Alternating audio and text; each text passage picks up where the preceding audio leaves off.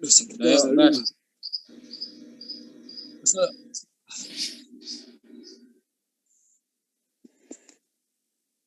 lah, weh. Assalamualaikum warahmatullahi wabarakatuh. Berikut kami akan mempresentasikan penerapan model pembelajaran berbasis e-learning pada masa pandemi tentang ide dan prototipe disusun oleh kelompok 5. Pengertian ide dan prototipe. Ide yaitu suatu gagasan pokok untuk mengeluarkan ide-ide yang dapat menjadi solusi terhadap permasalahan.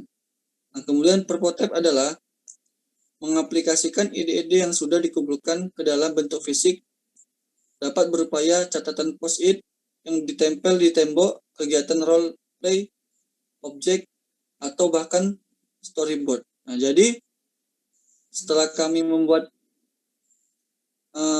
empati, define, nah kemudian kami membuat ide.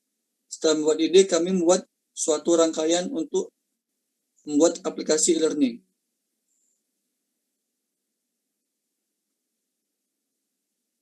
Kemudian cara menghasilkan ide, yaitu pertama membuat prototype, yang kedua body storming, dan yang ketiga membuat sketsa.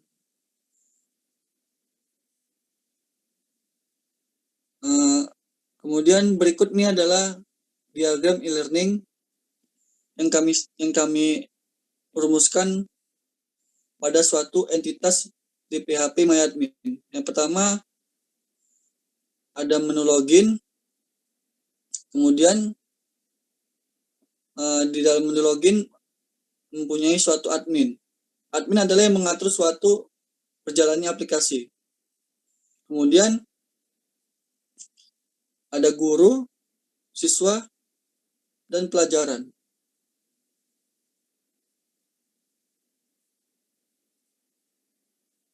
Nah, kemudian akan dilanjutkan oleh teman kita, Pramudita Agustian.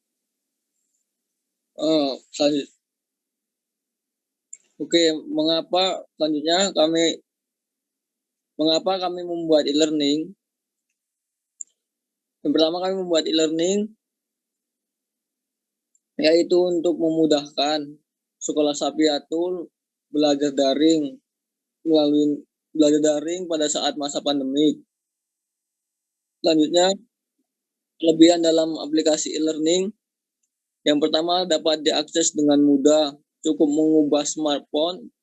menggunakan smartphone atau perangkat teknologi lain seperti laptop yang terhubung dengan internet. Yang kedua, biaya lebih terjangkau. Jika semua ingin menambahkan ilmu pengetahuan tanpa kendala keuangan dengan bermodalkan paket data internet, Anda dapat mengakses sebagai materi pembelajaran tanpa khawatir ketinggalan pelajaran apalagi tidak hadir. Disarankan Anda mendaftar member dalam e-learning karena biaya member lebih murah dibandingkan mengikuti les atau kursus di lembaga pembelajaran. Lalu kekurangan dalam aplikasi e-learning. Yang pertama, keterbatasan akses internet. Salah satu kekurangan metode pembelajaran e-learning adalah terbatasnya akses internet. Yang kedua, berkurangnya interaksi dengan pengajar. Beberapa metode pembelajaran e-learning bersifat satu arah. Hal tersebut menyebabkan interaksi pengajar dan siswa menjadi berkurang, sehingga akan sulit bagi Anda untuk mendapatkan penjelasan lebih lanjut mengenai materi yang sukar dipahami. Manfaat e-learning. Yang pertama, manfaat e-learning adalah fleksibel. E-learning memberi fleksibilitas dalam memilih waktu dan tempat untuk mengakses pelajaran. Yang kedua, belajar mandiri. E-learning memberi kesempatan bagi pembelajar secara mandiri memegang kendali atas keberhasilan belajarnya. Yang ketiga, efisiensi biaya. E-learning E-learning memberi efisiensi biaya bagi administrasi penyelenggaranya, efisiensi penyediaan sarana dan fasilitas fisik untuk belajar, dan efisien biaya bagi pembelajar adalah biaya transportasi dan akomodasi. Oke, selanjutnya akan dilanjutkan oleh teman kami, Ashari.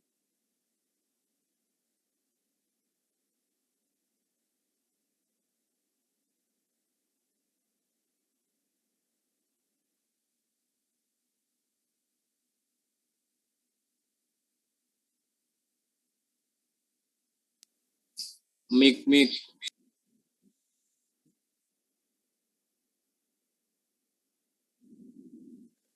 Oke, di sini ada namanya tahapan prototype. Nah, di awal prototype itu ada namanya pengumpulan kebutuhan. Lanjut ke membangun prototype. Evaluasi prototype langsung ke mengkodekan sistem. Baru menguji sistem, langsung ke evaluasi sistem, dan yang terakhir adalah penggunaan sistem. Nah, di sini ada namanya karakteristik dalam proses UCD. Memahami user dan kebutuhan. Fokus pada user pada tahap awal desain dan mengevaluasi hasil desain. Mengidentifikasi, membuat dokumentasi, dan menyetujui kegunaan dan tujuan pengalaman user. Perulangan hampir dapat dipastikan. Para perancang tidak pernah berhasil hanya dalam satu kali proses.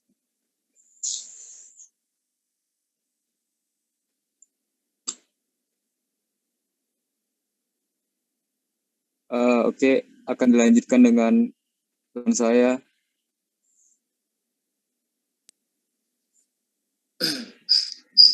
Keunggulan prototype dan kelemahan prototype.